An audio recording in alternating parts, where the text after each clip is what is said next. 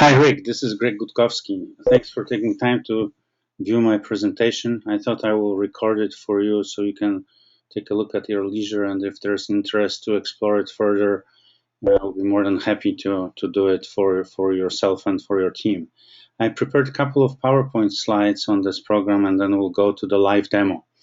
The active listening program is really about real-time monitoring of activities on Twitter, Facebook, YouTube, and Instagram. And your schools have the Facebook accounts, and you have a not corporate, but the district-wide YouTube channel. But there's also a lot of Twitter activities associated with your school district, as well as hashtags and keywords that students use on Instagram. You may ask, why would you want to do that? And the answer, there are a couple of reasons for that. The number one is that we want to make sure that we engage with students, parents, and community very well. And you have right now between Facebook, Twitter, and YouTube, I would estimate over 30 different accounts throughout the district, if not more. So the issue is it consistent message on all of those channels? And is this communication in adherence to your communication policies? It's very hard to find it out by hand unless you have it all in one place. So that's one application of that. The second one is that Twitter is a very interesting phenomenon. It's really all the tweets are in the public domain, and also they carry the geo code identifier, meaning that when you tweet, your geographical location is carried with that tweet. Therefore, we can track tweets by location. In this situation, we can show you all the tweets within, let's say, 1 mile of each campus. So those tweets will be most likely from the teachers and students. Most likely, of course, that's just radius. And those tweets we can listen to any location. So if you have a sporting event somewhere else, you rented the stadium or whatever, that's not your campus, we can listen to those tweets during the game. Another thing is that from the Twitter and Instagram, especially Instagram being very popular among high school kids, we can identify top influencers, people who either do a very positive contribution to the social medias, or the people who may be contributing some of the troubles using wrong language, maybe even alerting you about some danger looming there, derogatory, inappropriate content. So we can also keep track of that for you. Another application is that Mounds View doesn't own hashtags or keywords. I mean, nobody really does, but when they're used in the communication, it could be used by many different people that you don't have really control over communication policies, such as parents or other school districts or whoever is in the community, and also by students. So it's very important to find out what that communication around those hashtags regarding Mounds View is, to give you a good idea about the chatter on the internet regarding your school district. The last but not least is we can analyze your Twitter, Facebook, and YouTube engagements to assess how effective your communication is. You know, this is my background. This is one of my favorite things. Now is the unbelievable amount of data out there floating freely in the internet. We can provide you with analytics about frequency, reach, and the sentiments for your overall communication. What by sentiment I mean, we can do frequency distribution on Facebook and Twitter about the frequency of the positive, negative words, and try to get you the metrics that will gauge how warm your communication on and with reach, you know, how many people you're reaching, how many people are retweeting, reposting, and things like that. So those are the reasons for online monitoring. And now I will switch to the live demo that I prepared for you.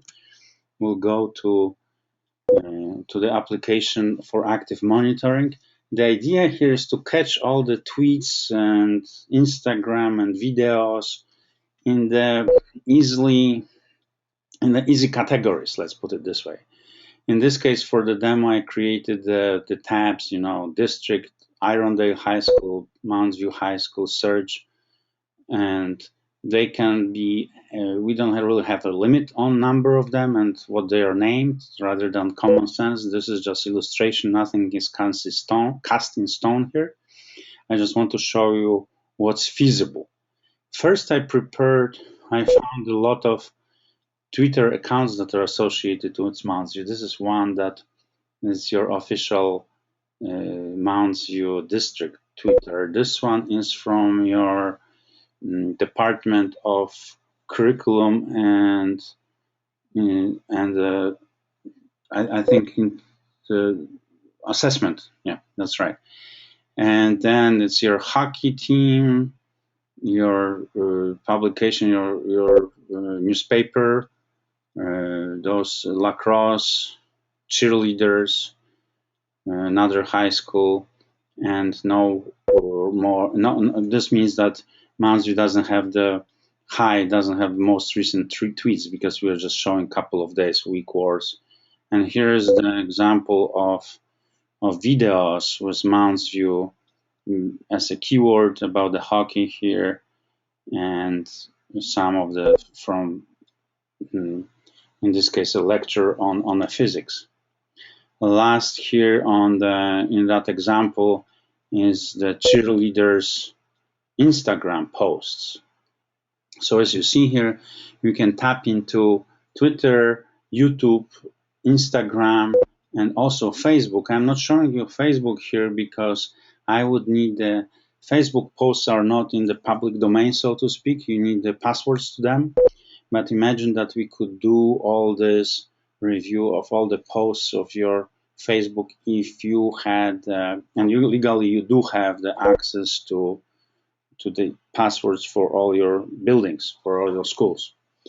Now I want to show you just different alternative organization of this. We'll go to Irondale High School, and I want to show you these tweets that I talked about are 1 mile away from that particular school building. And somebody is really very active, who is that person, and is this is good betting or different? I really don't know, but we can find out who that person is from clicking here. And doesn't look like it's your student, but looks like somebody is around the school. You will see the combination. This is probably from some posts from schools. The best person to judge it will be probably the principal of those things, of that particular school. Irondale Hockey, Irondale High. You see the Irondale High is tweeting more than Mounds View High. This is a team for robotics that you have there. Very, very active on the Twitter. And this is if I don't know what this is, I will just click on the handle. It will tell me that district DECA. I don't know what it is, but you probably do. But please note, here is a nice example of very positive comment retweeted by 8 other people. Somebody had really good time there professionally or academically. We want to see who it is. Says it's in Colorado. Maybe it's a recent graduate from your district. And this is the dancing team from, I don't know if it's, it's actually, I don't know if it's associated with your school district. So I'll click here and it will tell me that indeed it's a high school, Irondale High School. So those are examples of things that I was able to just find on your schools, and this is just on the high schools. Next, we'll go to just to show you different examples. Mounds View High School. And you can filter here on the thing on those streams because they may be very long, and you may be looking for certain words. So let's say we want to look at the word hug, how many tweets with the word hug. Okay, so here it is. Then let's say we want to see if we have something about physical education, PE.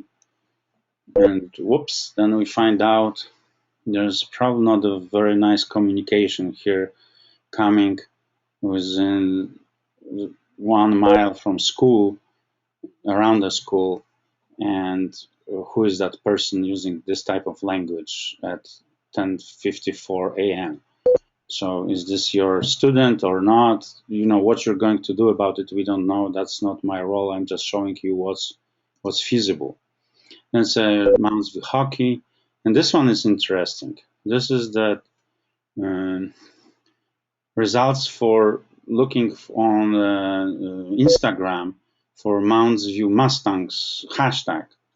And when I looked at this, that caught my eye. I wasn't staging this, and I found out the students, looks like a party, some party was drinking. So we'll look at this and says it's tagged Mounds View Mustangs High School secret party with some comments, and I want to see what's going on. Since they posted the video, I will see there's some probably Corona Light here going on, and with some other interesting shapes of bottles that is probably not the mineral water that they're drinking there.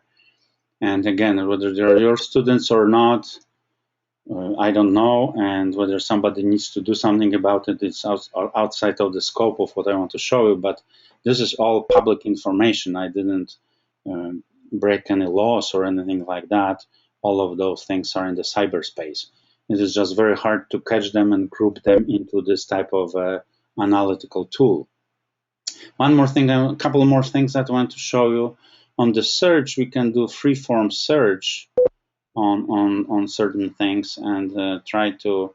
I came up with this is the equivalent to the Google Alerts, looking for Mounds View from everywhere around the different blog posts and as you see here, newspapers. And sometimes it gets things from where Google cannot go. They're just competing with Google. So you see a lot of things. Here is that goat with the Mounds View. It's a different. Probably the goat went on the somewhere here, but we can scroll down and look if we have any type of a content that's related to Mounds View. Yes, we do. It was actually scooped. That content was scooped. About the basketball playing. There was an article somewhere you can see from Max Press on the basketball. There were also spotting trends. Those are just free form, more not monitoring tweets and social communication, but monitoring what's maybe written about you out there. Here's an example of what I showed you before. We can organize those tabs in different ways. In this case, I showed you that this tab could be show me all the tweets about Chippewa Middle, because we are talking. I was concentrating on high schools, but the kids in middle schools are also tweeting. Whether those are kids, they look a little too old for middle school students, but you can judge it by yourself by clicking on this and seeing if they may be. Right now, it's so hard to tell the age with all the makeup. Another thing that you can do is you can observe what other school districts are doing, just for comparison, best practices. You may have some joint programs with them. So this is the Minnetonka schools activity. They are pretty active on the Twitter. This is the Wayzata videos, not their videos, but about them. Tweets from Wayzata, and looks like White Bear Lake also is doing. Looks like they will be playing against Stillwater. So Stillwater must be tweeting. Yes, they are. So there's a lot of. I think that Twitter is really here to stay. If anything, it's growing in importance. And here's an example of the hashtag Twin Cities on the Facebook. We can monitor those types of things. So to summarize this functionality here that I showed you is that you can go after Twitter, Instagram, YouTube, and Facebook. Facebook, assuming that you have only to your own Facebooks, and we can show you in entirety all your communication. A little bit for at the end on the analytics. I will show you here the analysis of, in this case, combination of tweet. This is mislabeled here, but this is about all your selected Facebook accounts. You know how many likes they have and how many people are talking about them. They should be probably normalized by number of students to see if there are less, or Facebook is less or more popular. But this gives you an idea. So that would conclude what I wanted to share with you, and I will follow up with you in the near future to see if you're interested in further